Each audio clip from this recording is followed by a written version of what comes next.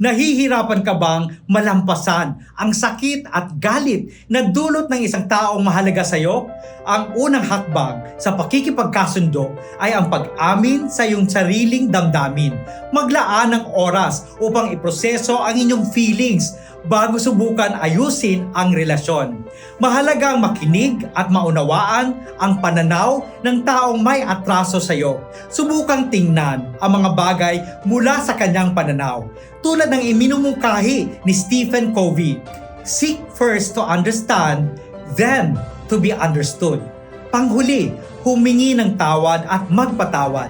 More often than not, we all have a part in a conflict situation. Ayon kay Bishop Desmond Tutu sa Book of Forgiving, kung walang pagpapatawad, mananatili tayong nakatali sa taong nanakit sa atin.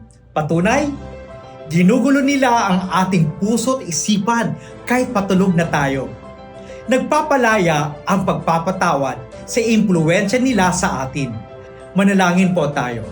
O Diyos, turuan niyo kaming magpatawad dahil ikaw ang unang nagpatawad sa amin.